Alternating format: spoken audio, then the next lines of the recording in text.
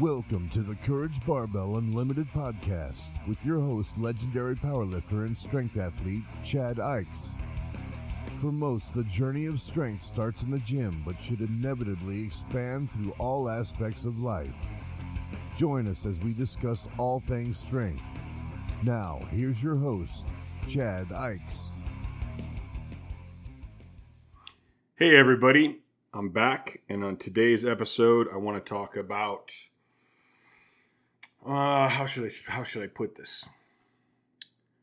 It's a little bit on the mental side of things, but it still ties into strength and obtaining goals. Probably, I wonder, some people probably think I get a little out there with my thoughts and my mental processes and those kind of things, but that ties a lot into who I am and the achievements that I've made. So as I've gone over a little bit in the other podcasts, I'm in kind of this change in my life where I'm selling my house and I'm going to try to build a barn dominium, which is going to give me more gym space, give me an actual podcast studio so I can expand and try to grow some of these things in my head. And we accepted an offer on the house. I accepted an offer on the house. So this is going to throw my life into a bit of chaos for a while. And of course, I'm an antisocial person, so this is going to kind of test that a little bit. And it's going to test my OCD nature of having things planned out and knowing how I'm going to approach things, because this time I'm kind of winging it, which I'm doing on this episode right now too. But then I want you guys to this is who I am, and I talk the truth and I talk how I feel, and this is it. It's not teleprompted. It's not pre-written. It's me just talking. So over the last week or two, I've been kind of thinking about my past and my life and the things that I've overcome. This morning, I ran across a Marcus Aurelius quote, and I thought, man, I should just do a podcast on this. And the Marcus Aurelius quote is, remind yourself of what you've been through and what you've had the strength to endure. And I totally realize that what I'm doing is something lots of people do. Like, I'm not the first. This is really not all that big of a deal. But at times in my mind, if I don't control my feelings and emotions, it seems like, oh my God, what am I doing? Like I had this huge safety net that I've just thrown away, and I'm jumping into something that I'm going to have to learn to accomplish because I don't really know how I'm going to do it all yet. And that's a good thing. It's a good thing. I'm happy to be going through this. I'm happy to be testing myself. I'm excited about everything I'm going to learn going through this process. But emotions just come sometimes, and we have to control them. We have to see the logic and the reality to keep moving forward. Even in my powerlifting, I remember when I squatted 7 and I said I was going to do 1,000. Who in their right mind just says, hey, I'm just going to do this? Well, a dreamer, somebody that goes, I don't know how, I'm going to figure it out. This is what I want to do. Now I got to figure out how to get there. Well, I know where I want to be in 6 months. I have a very clear vision in my head. Now, how can I get there? And maybe it takes 8 months. I don't know. But we're going to find out. So what was interesting, and I'm going to talk about this, the things in my past. But I'm not being on social media and talking about this and being as open with yourself as you are to the public, or being as open to the public as you are with yourself, is an interesting thing. And you're always going to have the trolls, and you're always going to have the people that are going to twist and turn what you say, or they're going to take their perspective on it. And that's just going to happen. So I try to be clear and communicate well when I do these things, these podcasts or posts or anything like that. But the fact is I could be a better communicator. I'm still learning. I'm still growing. I'm still improving. My life has not been hard, but I've had things that were tough for me that I had to overcome. And I'm not trying to compare my life to anyone else. I think comparing your life to someone else is about as dumb as trying to compare a 1960s, 60s football player to a current football player. The game is completely different. The circumstances are completely different. Who cares? So comparing yourself to someone else is just a pointless endeavor to me. Especially because we all have different mentalities. We all have different mental toughnesses. We all have different physical toughnesses. Something that might not affect me bad might affect someone else really bad. Doesn't mean I'm stronger than them. It doesn't mean I'm better than them. It just means it affects us differently. For instance, you could have somebody who's just afraid of heights. And then you got somebody who heights doesn't bother them. Well, it doesn't mean that the fear that other person has is irrelevant because this other person doesn't fear it. In fact, I think a lot of courage is fighting the things that are hard for you, fighting the things that you do feel fear for. And actually, I heard Master Shohung Yi talk about jumping out of an airplane the other day. And he was like, I'm kind of an adrenaline rush guy. So for me, it doesn't take courage to jump out of a plane. Like I like that adrenaline. I like that feeling. There is no courage to it. But somebody who's really afraid of heights and really afraid of jumping out that plane that jumps out of that plane, that's courage. So to compare each other, we're trying to compare all these things that we don't really know or understand. So it's pointless. To me, the point is, what was hard for you? What did you struggle with? And did you overcome it? That's the point. So I got to thinking about how all I've really ever wanted in life was to be a professional athlete. Like anytime anyone asked me when I was a kid, like, what career do you want? I'm like, I want to be a professional athlete. What if you can't be a professional athlete? I don't know. I just want to be a professional athlete. I guess I'll pick whatever's best, but that's all I really want to be. And unfortunately, I had a lot of things against me. I've been a professional powerlifter, but a professional powerlifter generally does not make a living being a powerlifter because there's no money in it. So I don't really see that as being professional. It's just the highest level of competition. So growing up, I was severely pigeon-toed. I had a bar on my feet at night. I had to wear these patent leather shoes till I was in like 6th grade. Saw all these doctors, was slower than shit. So whenever we played sports as a kid, I was usually picked last. Fortunately, my brother would feel bad for me by that point and pick me most of the time. When people wanted to play tag, that was like my heart just sank. And I would go into, okay, how can I make this better? Can we play flashlight tag? Or something else that I kind of had a chance at. But you deal with it. You deal with it and you move on. By the time I got in high school, I was training my ass off. I was doing plyometric training. I was doing sprint work. So by the time I was a senior, like some of the freshmen had come up and they're like, hey, you're that big guy that's really fast, huh? And I'm like, well, for a big guy, I'm fast. Because we actually did do some sprints in high school. We ran a 100-yard dash, and like the only guys that could actually beat me were like our top couple of senior guys. So I wasn't really fast. I was just fast for a big guy. And so I overcame that when I was never natural at sports, which is tough when you come from a family who you have a dad who is just athletic as hell and can pick up anything. You have a brother who picked things up super fast. Even when it came to like school and stuff, he picked everything up easy. I always had to work for everything. In hindsight, thank God that I had to work for everything, because that instilled a lot of important traits in me later in life. But at the time it was tough. And so by the time I got in high school and started competing in sports, because we played when I was a kid, you played in the neighborhoods. Like we played hockey on the pond across the street. We got the kids together and played baseball. We got the kids together and played football. Like we would make up our own sports to play. So I didn't really get into any team sports till I got into high school, and I didn't make first string for the football team my freshman year, which is why I started lifting, because I was pissed. And my freshman year of shot put was horrible. I was awful.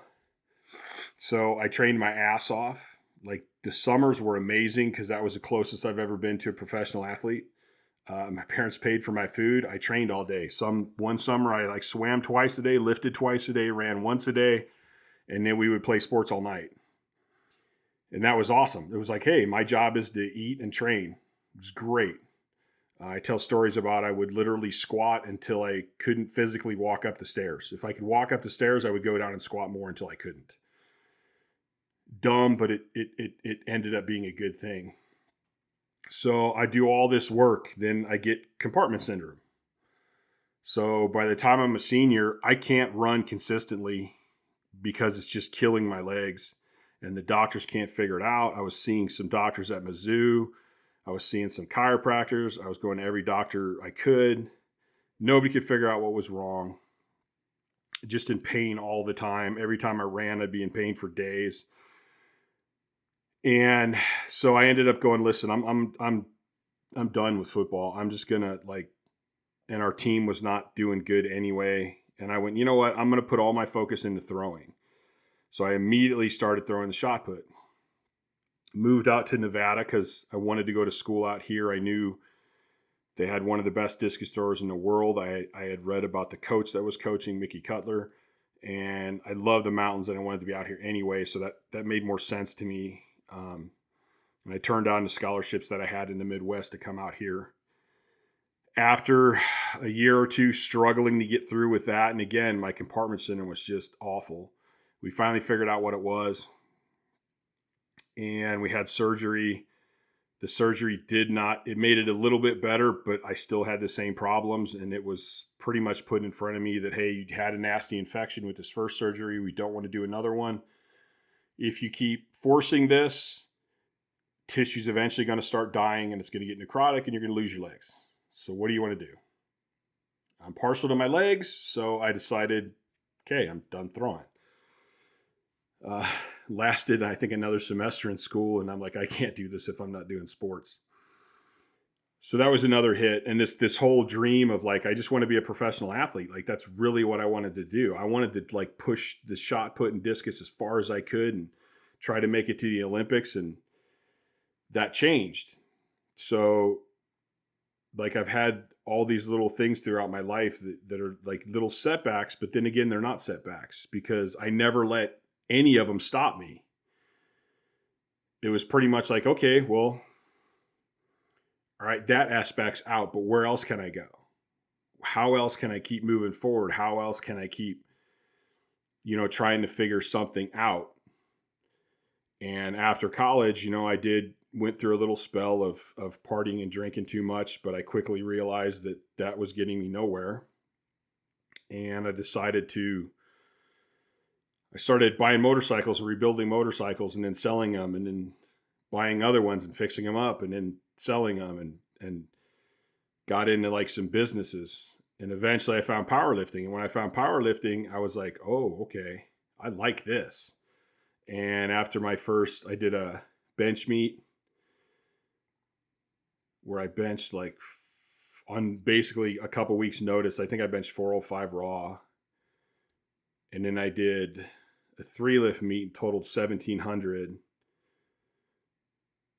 And then I went, all right, I want to get good at this. I want to really, I was 29 and I'm I think I can do good at this. I think this is the sport I can push.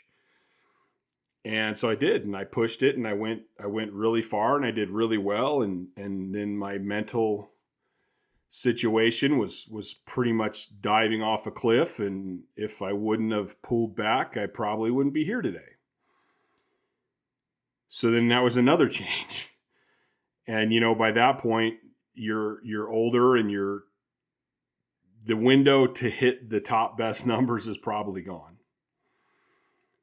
And so I went, hey, I got to lift at this level. I got to put these numbers up, but I'm still healthy. My joints are good because thank God I was intelligent with my training. To some extent, I think I could have got through all of my training without pushing my mental stuff as far as I could, as far as I did. But at least I was smart enough to get through it without any real injuries. I had muscle tears. I had some nasty muscle tears, but nothing ever tore off the bone. I have no tendon issues, no ligament issues, no joint issues. So I'm like, hey, there's an opportunity here to help other people. And maybe I can help other people to achieve better things. And I think that's almost, no, that might even be better than like me achieving my own things in the sport. I seem to get more emotional when I can help people achieve things than I did when I achieved it. When I achieved it, I knew I would achieve it. It's not a problem. But to help someone else get there, that's cool. That's really cool. So the whole point of this story is that you don't let things beat you. You don't quit. You just, sometimes you got to find a different way around. Sometimes you got to find a different goal. And now it's growing this podcast, growing a coaching business, and finding the best way to reach the most people with coaching and get a good message out there to help people. And I think it's important to look back, not to live in the past and not to look back at the past and feel bad about the things that happened, but to look back in the past and go, wait a minute, man. I dealt with this, I dealt with that, I came through this, I came through that. Like I can do this. Like I can do whatever's ahead of me, I can handle because I made this. And that can be anything. I'm talking about relationships, life, like anything. This isn't just about strength training. It's one of those things that's universal. Like when you were a little kid, did your parents get divorced? Like, did that hurt? Did that suck? But you came through it, a healthy individual. That means you're strong. You got through that. Did you get bullied as a kid, but you grew up strong and now you promote like beating the crap out of bullies or beating down bullies, or you promote helping kids deal with being bullies? Did you get your heart broken multiple times, but you're still open for another relationship? And each relationship you're trying to learn and get better and make yourself better and pick better people. That's strength. That's all strength. Did you have to file bankruptcy and now you're like, listen, man, I got my financial stuff together. I studied, I looked at it, and I know what I did wrong. We're not going to let that happen again. Did you make it through that? Or did you at one point, I was a little bit from powerlifting and a divorce. I was severely in debt, like way in debt, where I thought, geez, how am I ever going to get out of this? Well, I put my head down. I put a plan together. I got to work. I worked a ton of hours, started my own business, and I got out of that. And now I'm in a position where I can do what I'm doing with this move and trying to grow this other company. That's all strength. Like everything you overcame, everything that you didn't let get you down is strength. You overcame that situation. And I feel like as humans, we have this great gift of adaptation, but this can also be a curse because sometimes we get used to feeling like shit. We get used to being in a shitty situation. We get used to being negative and having a negative outlook, because that becomes habit and it's normal. It becomes normal to us. And so a lot of people have been through some really shitty crap in their life, and here they are, a good person. And maybe they don't think they're strong. Maybe something comes up in the future and they're like, oh crap, how am I going to get through that? Like, this is going to crush me. Like, no, take a second to look back at your life. Look back at all the things you overcame. And go, listen, I got this in the future because I did all this in the past. And I know I came through. I came through and I'm here. Life has not damaged me. Life has not beat me down. I'm still here and I'm still positive. So whatever you got, bring it on. Let's go. Like, you're not going to get me down. And I've proven through my life that I'm going to keep going and I'm going to keep moving ahead. And that will tie into like your sense of peace that I talked about in one of the last podcasts, where you're like, listen, I don't know how I'm going to do this. I don't know how I'm going to get through this, but you know what? I know I always do. And that's right now with this transition, because I don't have a lot of money to just go, hey, start building this, then I'll sell this, then I'll do this. It's like, no, I got to sell this to start this. Somewhere in between there, I got to keep my income coming in, and I need space to keep that income coming in. And so there's a lot of moving different parts. And I'm like, I don't totally know how it's all going to work. But you know what? Just saying I'm going to do it and starting the process, things are kind of lining up to where it's not going to be the easiest thing in the world for the next 6 to 8 months, but in 6 to 8 months, it's going to be pretty damn cool. You know, I'll get through it. I've got through it before. So I think the whole moral of this little podcast was like, don't sell yourself short, and don't forget what you've been through. And especially don't let people, I think people tend to, and they're probably trying to be positive, you know, like, well, just remember other people had it worse. I really don't give a shit what other people had. That's not important. What's important is what you had. What have you dealt with? What did you get through? How hard was it on you? That's what's important, because it's all different. You know, that's like trying to compare a power lifter in the 70s to a power lifter today. Things are totally different. The equipment's different. The bars are different. The judging's different. The nutrition's different. The things you have access to are different. Like, why even compare? They had struggles back then. They have struggles now. I figure whoever was one of the top guys back then would have also found a way to be a top guy now. So I'm not about comparing them. I'm more like, what did you guys overcome? What are the guys now overcoming? Like, you're both overcoming stuff. That's all that matters to me. You made it to the top. You did more than most people, and you pushed yourself, and you kept pushing, and you figured it out. And you not only worked hard, but you used your brain, because working hard isn't the biggest thing. Like, working hard and working intelligently, that's what's impressive. You know, so don't sell yourself short. Take the time to look back. Take the time to stop and think about who you are and what you've been through, and find that courage to keep testing yourself and keep moving forward and to keep pushing yourself. And you can, you know, you don't have to always do completely new things. Like, if you found the sport that you love and you want to keep doing it, and you're like, hey, I'm a master's now, so, you know, if I'm 60 years old, I'm probably not going to lift what I lifted when I was 32. But I have a goal for this age group in this place. And that's awesome. Like, that's great. And if you achieved something in one area and you something happened and you couldn't do it, so you moved to something else, that's great. If you did, hey, I was like, for me, it's like, okay, I was one of the top power lifters, and I did that. But you know what? I sacrificed a lot to do that. And there's a lot of other things I love. So right now, let's try pushing, you know, the podcast and the coaching and moving more into helping people mentally, spiritually to be successful. That's kind of more of a goal to me than what my numbers are at this point. But I still have goals. I'm still chasing improving myself. I'm still chasing getting better at things, being more creative, understanding the world as a whole better. So just keep pushing. Always remember who you are. Always remember what you've been through, and go, you can do this. You can grow. You can achieve. You can get better. You just got to stay positive. You got to remember, hey, listen, I'm a tough person. I'm still here. I've been through this. And it's never licked me. I'm still fighting. And that is strength right there.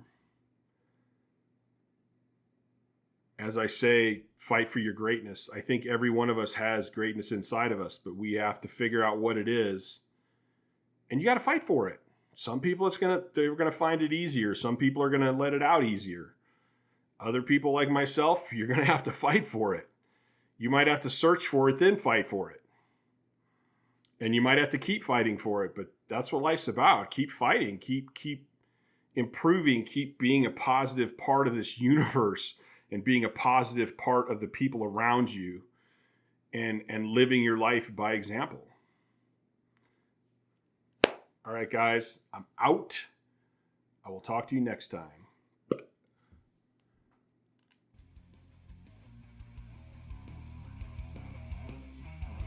Thanks for listening to the Courage Barbell Unlimited podcast.